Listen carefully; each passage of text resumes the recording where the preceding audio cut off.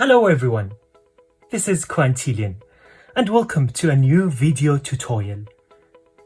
In today's video, as you've seen from the title, I'll be showing you how to model a pigeon. I'm excited about this video because we will be using two main tools, and I'll show you how some of the 3D principles that we use in traditional 3D software can be applied on Nomad Sculpt. So without further ado, let's start with Nomad Sculpt. By the way, thank you so much for all your engagement, for all your views. Consider subscribing to this channel. This would help me a lot moving forward. As usual, I'm showing you some of behind the camera scenes that I have been working on Nomad Sculpt. This is entirely done in Nomad Sculpt, and as you can see, there are various elements that I have put together to create this scene. Now, without further ado, let's start with the actual tutorial for today. So I'll start with a new scene. We will be basing this tutorial on two tools, as I've mentioned. The first is the Triplanner tool, which I've explained in a previous video. So if you haven't watched that, please consider watching it. The other is the idea of subdivision. And I want to explain what do I mean by subdivision here before we jump into modeling this pigeon. But before we do, I just want to change the environment to make it a little bit lighter. So somewhere like this could actually work. And if I go to the post process, I can turn it off. And if I go to my background, I can choose the environment to impact on the background. So I'll remove the sphere as I usually do, and I'll show you what I mean by the basic 3D modeling principle. So I'll start with the box. As you probably see, the box here has been created. If I click on the wire here, if you don't have the wire here, you can customize the shortcut through not the display setting, but the interface setting here, where you can check what you want to show. I think the wire is already checked automatically for you. Anyhow, you have the wireframe showing the different polygons that creates this cube. If you want to understand how 3D modeling works, it's based on principles of a point, a line, a polygon, or a face, and then all of these faces is creating this volume. So if you look here, you could find thousands of small faces creating this cube. Now, before me validating this cube, what I need to do is I want to show you that if you go to the topology box, you have the density and then you have the size. The size would change the size in here. You could say that I could change the size by just moving these gizmos. Yes, you can, but I sometimes like to have more control of my geometry. And in here, you could change a cube to be more of a rectangular shape by clicking or unclicking same size cube. So keep that in mind. So if I do that, I can definitely change some of the other axes, which is X, Y, and Z in this situation. Now for the constant density, what I would like to do is I would like to reduce that. And when I am reducing it, I'm actually reducing how many polygon is creating this volume or how many faces. And once I have done that, I can click on validate, and under validate, you would have this baked, so it is ready to work on.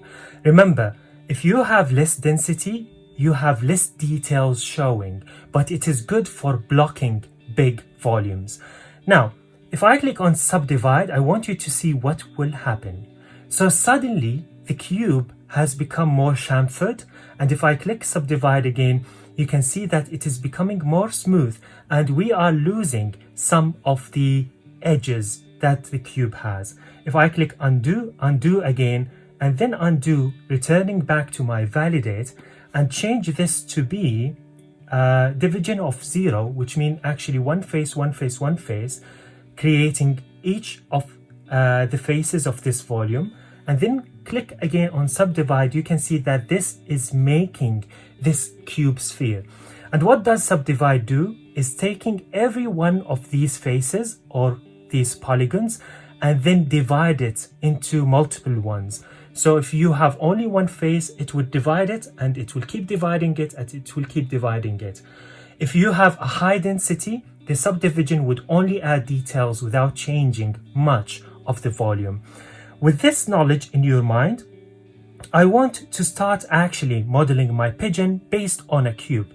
And that's why I'm thinking of this as modeling rather than sculpting. Of course, this is not the only way and not the best way probably. It depends on your style of learning and in your style of achieving your design. So I would like to autosave this, and I would rename this as Pigeon. And I have now here Pigeon written, so it is okay and done. To start with the pigeon, I want to have a little bit of a division. So somewhere like this would be fine. Let me see if I could actually have a little bit of more details.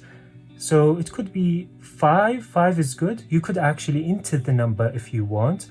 So if I remove everything and enter 5 here, you can see that I have 5. Actually, 5 is a little bit much. I don't need all of this data.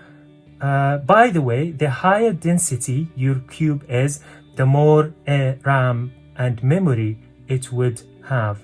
So I have here 4 division. I would click on validate and I am good to go. I just want to make sure that I am facing the front because I don't want this to change later on because we're also using this symmetry. So what to do? Once we have the actual geometry validated, what I would like you to think of is that in Nomad Sculpt, similar to any other 3D software, you can control points and you can control faces if you control points. Unfortunately, I've tried many times, you can't extrude them as introduce new geometry, but you can extrude them by moving the existing geometry. So how can we do that? Simply go to your tools and find the mask tool. And the mask tool, I like it to keep the radius low. And the reason I like to keep the radius low is I don't want to choose or select any point that I don't need. And if I am masking, then this should be ticked, this should be white. And now you can see that when I am drawing, it is actually selecting exactly points. You can see that there is a little bit of fade out or a fallout. That's totally normal in this case. And now I have selected all of what I would like to extrude to make this neck of the pigeon that we want to create. If you want to move it, you can simply go to Gizmo. However, Gizmo allow you to move the unmasked. So I'll be moving the unmasked volume or faces. To move the faces we need, you simply want to invert it. So I have inverted my selection, and even though it doesn't look perfect, still when I move it around, you can see that I have somehow been able to remove the faces as I want them to be. Now, I have selected these 9 squares and I would like to push them a little way up. I want to create also a little bit of a neck, so a boundary for the neck. So to do so, we simply need to select all the points around this region and then scale them down. And we can do so similar to what we've done before by mask, clear, and then you can go manually and select them. One way I like to do it is I'm always on my orthographic, and you can use the cell mask. And in your cell mask, if you have selected one of the shapes that are available for you here, you can simply select any point within these shapes. So as you can see, I am selecting all of the points surrounding. There's one option that you probably need to be aware of when it comes to selecting a mask or a brush, which I've talked about before, which is ignore back-facing vertices. This does not show in the cell mask. So keep this in mind. Now I have selected all of these by simply selecting the point or the square that this point has again. So I am in my cell mask, and in my cell mask I would make sure that the mask is active, and then simply select all of these points. By the way, I think if I am double tapping by mistake, that's where this is inverting this tool. Once that is done, I can simply move these up and down again. No, what you need to do is make sure that you are in the mask, invert the mask, and simply take the Gizmo tool and push it with the scale. So now I am sure it is scaled down. What you might see is that, okay, this looks okay. We can do this with other tools, such as the lathe tool. We can do that with a normal cube and then sculpt it. But what I like to do is to have this clean geometry. And what I want to show you now is simply, based on what I have explained before, if I subdivided this, you can see that the subdivision is allowing you to have a clean geometry. And if I subdivide it again, it's a clean geometry that was done simply by extruding some points. Now, I would do the same to give this a little bit of a tip. Click on mask. I am using the mask tool, choosing these. Sometimes I like the symmetry on, sometimes not. In this case, it is not much needed because I only need to select these 4 points. And then I want to move this up. Okay, I have by mistake somehow cleared rather than inverted. Just to give a credit, the idea of this 3D pigeon is not unique to you probably. You've seen iDesign showing you a tutorial on how to model a pigeon in Cinema 4D, and one of the pigeons that I find inspiring is the one done by Aaron Martinez. So he has this kind of an abstract stylized pigeon. So I've moved these all the way up. I go to mask and then simply clear.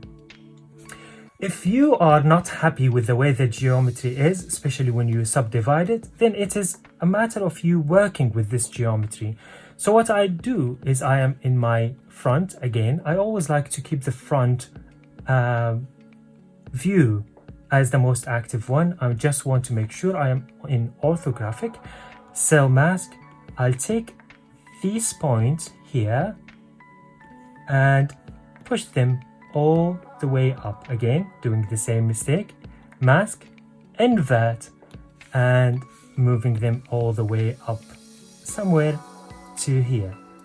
I'll do the same. Mask, clear, cell mask, making sure that I am in the rectangle tool.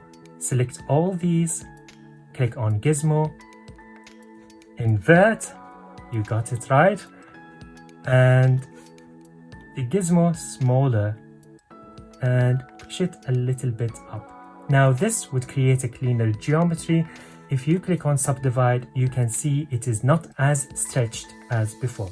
Now the body of the pigeon would be very simple in this case. I would repeat some of these and you will see them while I'm repeating them, so the knowledge and the skill would remain after this video.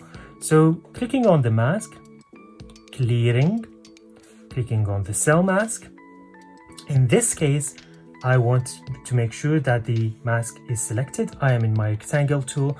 You could use other tools as well, including the polygon, and go to invert and go to Gizmo. And this would allow me to just extrude all of these points downward, and then I can scale it a little bit down so it looks like this bowling pin. This would create a good body for the pigeon. What I would need to do now is to give this body a little bit of a tail, and to do so we will do exactly the same. I am on my back, so this is my back view. I would click on mask, clear everything we see in here, and then start selecting this point that I want to be extruded. I am turning off my symmetry, so keep that in mind. And then those would allow me, if I invert it, to move it and probably push it a little bit up. And now you can see that we start to having this kind of a very jagged, pixelated pigeon, but that's totally fine because this way of modeling and this way of sculpting is very friendly when it comes to processing. So you could have many items with great details without the need to actually sculpt these items, but rather model them in this way. So I'll click on mask, I'll click on clear, and now I just want to show you the magic when we click on subdivide and subdivide, and now I have my pigeon almost ready. What I would like also to do is sometimes I go back in my subdivision, I use the smooth tool.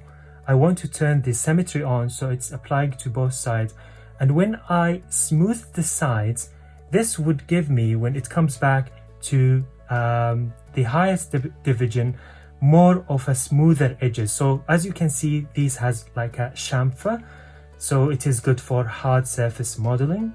This would be more of an organic, and I would like to keep that as we look into it now. So the pigeon has different elements. The first is the body, which I've covered now. We have a beak, we have eyes, and we have legs and wings. And to create these legs and wings, I would show you the Triplanner tool again.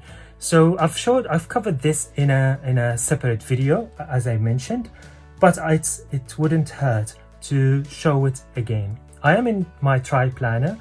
I want to isolate it by clicking on solo. I want to select the cell mask, and I want to unmask everything I see in here. I want to keep the wire frame, as you can look into it here. And before playing with anything, I want this to be the least division or controllable division that I could have. In this case is 8. So I can't go lower than 8. And I want you to pay attention to what would happen. So in the Triplanner, we are drawing on 3 faces, and those 3 faces is translated into an actual geometry. Let's start with the top. So this is my front, this is the top. I would like to create something look like a feet of a bird. And you can see now I am just experimenting around. Of course, each time you do this, you might have different shape, you might have different volume, and this is the beauty of experimenting yourself with the tool. So what I'll do now is I'll try to create, as you've seen here, a little bit of a fork shape for the leg, and I want to extend that fork shape to be. Sometimes I'm clicking, as you see, and that's changing how the mask works. I want this to be, this gives me a high control over my mesh, which is I really like. This looks really good.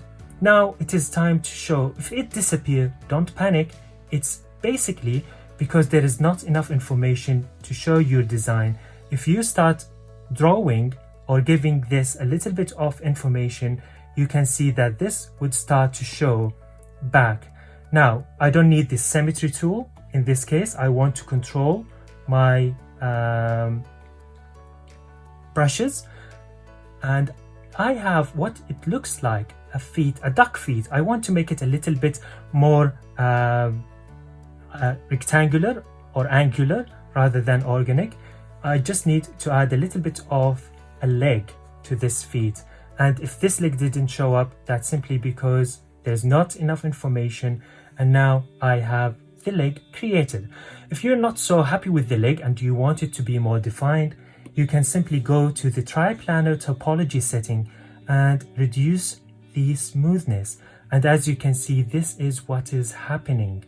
I can even give this a little bit of a more detail, and that's simply by adding a little bit of detail here, and now you can see this is looking good. I can change even some of the details that you see in here. So I remove this from this side. Actually, I need it here. So the reason I always not try to cut my videos is because I also want to show you that it is a time consuming, and the model does not been or is not created within 8 minutes or 10 minutes.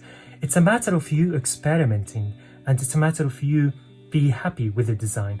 Now I can also give it a little bit of a tilt if I want to, and that would be how I would think of it as a leg. That's perfect. There's no need for me to change anything in the smoothness or the division. Of course, you can change the cube size, so you don't always need to work within a cube. Click on validate, and simply I can remove the solo, and now I can go back to my Gizmo, and you can see now that I have one leg in place. What I need to do now, I can simply apply any of these tools, or I can scale it a little bit up and make it a little bit tinier. And once I am happy with that, I can mirror this to the other side. And if this is a little bit thick for me, I can make it a little bit thinner using my different scaling tool. And once I have this looking good, I can simply mirror it. And I'll show you how to mirror it before we move into the wings, doing the same exact steps. I want the leg to be a little bit in the middle of the body. If you're not happy with your leg, with the leg of the pigeon, I'm sure you're all happy with your legs, you could simply redo it again. It wouldn't take much time until you're satisfied with it. For this video, I think this will do. Now, I want to mirror this without the need to clone it and try to rotate it. If you go to the symmetry here, and under symmetry, you would have mirroring, and then you have left to right and right to left. If I click left to right, it would say that it would enforce, and I'm happy for this enforcement to take place. And now I can scale these together. If I checked symmetry, when I move them, it would allow to move them along the axis. And now I have the legs and feet in place. Let's do the same for the wings. Click on the scene, go to your Triplanner, click on solo so you're isolating it, click on cell mask, make sure you're unmasking. I would select everything to be unmasked in here, and simply go to my topology, put the division down. You need to be careful if you're changing division after drawing, because this would fade some of your brush strokes. So keep this in mind. Now for the wing, you could have like a very stylized wing. I just want to have similar to the legs, like similar to this fork style wing. So I am just creating a very thick geometry. I can go back here, unmask some of the elements, probably undo this unmask and focus on here. This would be it for now, like a flapping edge cartoony style. Of course, you don't have to do exactly what I'm showing you. You can go as realistic as you want, or simply as simple as you want. Now I want to use the cell mask tool just to project the thickness of these. Again, I just want to make sure I am in the masking tool, and now you can see that I have a good looking wing. The problem with this wing now is that it looks a little bit flat, so I can change some of the details. But before, I can easily see that I have left some of the points in here. I can even extend it to be a little bit longer, and I think I'm happy with that. I can give it a little bit of change in the thickness, and if I remove symmetry and delete this side, I could simply add this thickness into areas like here, for example. So you can see this looks more like a wing. Now, if you're happy with this, without the need to go and change the smoothness, you could again take the smoothness down. So if you're creating a Minecraft figure, it would be very, very simple to mask this figure outline and you would have it. But in this case, again, I would like to have a little bit of smoothness to it. And this looks okay. Click on validate, out of smoothness and out of the solo tool, and then I can simply move it all the way up. I can simply start rotating it, and sometimes you're rotating and you want to change the scale without losing the proportion. In this case, you just click on the pivot, and this pivot is something you could change and allow you to change the pivot in order to work your geometry. Getting back to what I was trying to do, so undo with clicking on this element, which is the wing, and expanding it. I can simply rotate it, push it all the way back, bring it closer to the body so it is touching it, and if you are happy with that, then that's it. If you want to do a little bit of tweaking and moving it all up, down, whatever it is, then by all means feel free to do so. I just want it to be a little bit extruding out or hanging out. There is an overhang, and now I have the wing in place. Similar to what we've done before, click on the symmetry, and this time rather than left to right, it is on right, so right to left. And yes, remember, because I haven't changed the position of my initial cube, you can see simply that this geometry is working perfectly for me. Of course, if you feel that this is a little bit jagged, by the way, a little tip which I've explained before, but you might have missed it, is if you don't have this geometry showing as smooth as this, is because in the display setting you have the smooth shading off, so it would look something jagged. If you're taking this to Blender, you have similar setting, so just click on smooth shading and this would do it for you. Now we have this wings in place, we have this very weird pigeon shape or volume looking. Now simply to add a peak, I'll use a cone. For the snapping, I will take the rotate up to 90 in the Gizmo, and that would snap it to 90, and I can simply bring it all the way up, and I don't want to rotate it by any mistake, so I'm just moving it around.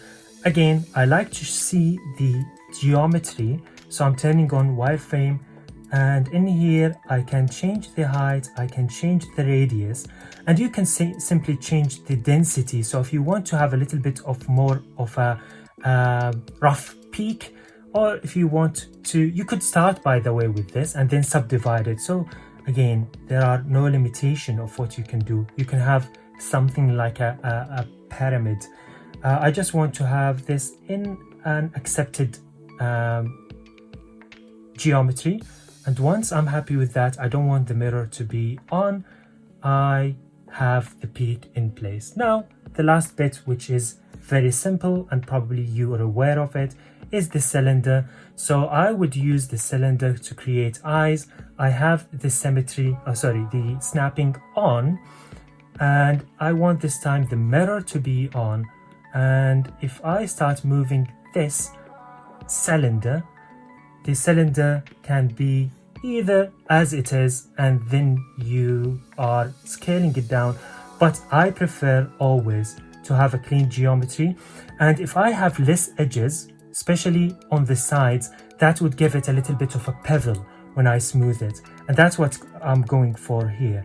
So I will push the division down somewhere like here, and then push it all the way up. I want these eyes to be on the side.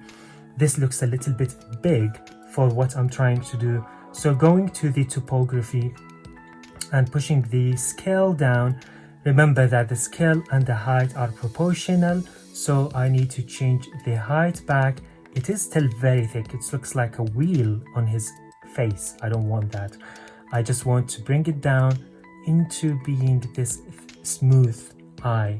And once you're happy with that, you could click on validate, and if I start now removing the snap and moving it, it would move both of these. But if I move it with symmetry, it would allow both to move. So I can simply move it down, bring them closer. And if this is too jagged, as I've mentioned before, I need to subdivide it anyhow. And you can see what I mean by this bevel feeling into it. And I can subdivide it again, and that would not hurt. Now I have the eye in place. I just want to give it an iris. And for my iris, I just simply want to duplicate. You could duplicate from here or clone it from here or from there. Once I've cloned this, I can take it all the way up and then scale it down so it is a little bit smaller. And now we have the pigeon ready to go. The simple thing I need to do is to apply some material, and I show you a little bit of stylization for this material. So let's start with giving this a little bit of a gray body. I don't want this to have any smoothness or reflection, so I'll push all the roughness up. Force paint all and force paint all. For the feet, I can simply to choose this color, which is this skin color. I might need to keep the roughness as it is. For the peak, however, I want this roughness to be lower, so it has this kind of shyness to it. If this is again too jagged, you can simply subdivide it so you can see what would happen here and again. And for the eye, I would like the eye to be black and fully reflective, and I could make it a little bit bigger even. Now I have this in place, looking into the wireframe, looking into how much you've used of the available power of your iPad, and this looks really good. Now a little bit of stylization would not hurt. Apologies for that. Now what to do in this situation is I just want to paint, give it a little bit of a change in color. And to do so, remember that the paint and any other tool works based on the density of the geometry. So if I have here my paint and I have the alpha as normal, I can change the color to be black and the roughness top higher, and you can see that there's a little bit of fading happening on. So this is a good opportunity for you to crack up the subdivision, and the more subdivision you have, the more detailed your mesh is. So I can push it a little bit high so you could have a nice smooth lines. You could even push it higher if you want. And what I want to do now is make the radius a little bit smaller and start drawing some of the neck lines that you probably can see in here. And if I make this bigger and then just start drawing, I have ruined some of my lines, so I'll go back and change them. I think this black is too much, so I would like to make it dark but not that dark. So let me go back again and give it this shade of gray. Now pushing the radius a little bit down and start giving my pigeon some details, and you probably start seeing some of these elements showing. Of course, I've missed a back side of the pigeon. That's not a problem. Go back and draw it. Now you have this pigeon, it looks okay. I want to give it a little bit of a tail. That is not a problem. I can choose the move or drag tool in this case, and you could start dragging like a tail for it. And now we have a tail, and I have it on a higher resolution. That's why it looks clean. If this is too much and you feel that you need to have a smoother edges, then simply what I would recommend is go down with your subdivision somewhere in here, and then you can simply smooth. By the way, smooth also works on the paint. So if you're smoothing geometry, you might find that your paint has been messed up. So keep this in mind. As you can see here, my paint job is unclean as it used to be before. And now I have this in place. You could also start doing some of the stylized decision or details. So for example, I can go to the crease tool and I start give this pigeon a little bit of details. This is not clearly visible now, but what I do, if I remove the subdivide up, again, it is giving me a warning. You could see now that if I remove this radius up and make it a little bit bigger, I give it a little bit of details. While it is not very clear what is going on here, if I turn the ambient occlusion, you can see the differences. You can take all the time you want by creating all of these stylized feather. So my pigeon here is a feathery pigeon, and we end up with a little bit of a detail that you probably could be happy about. The same we've done for painting the neck, you could do for painting the wings. I'm not 100% happy about the painting that is happening here, but that would do. Again, I don't want to take much of your time when it comes to actual painting that is only requiring some time. As you can see, I have gone around and give this pigeon a little bit of a detail, and you could use the clay with this radius with no symmetry and even give it a little bit of a more details, so you could always play of how you would like your pigeon to look like. Once you're happy with this, it is a time now to render it. You might find again some of the details or some of your geometry is jagged, so what I need to do is just subdivide it, and then go again here and subdivide, and I end up with this stylized pigeon. Now I just want to make sure that the display setting is on the highest resolution, and if it is on the highest resolution, I can simply turn on post-processing to be max, for resolution to be high, reflection to SSR, and the ambient occlusion. And one thing I always like to do is remove the curvature, push the strength to be highest, and then play a little bit with the size, and then push it a little bit back from there up until I'm happy with it. Changing this into perspective and applying a little bit of a light, and in this case it's a directional light. I can simply select the 100%, which is the light, and move it around, and now you have your pigeon in place. So that would be it for today's video.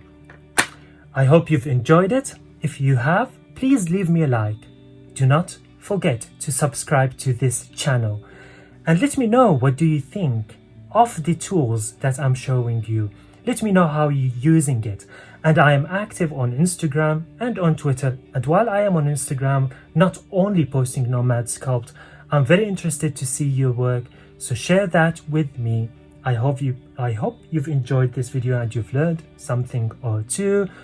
Up until we meet again in the next video. I'll see you soon, and bye bye now. Let me just leave you with a turntable of our stylized pigeon. Bye bye now.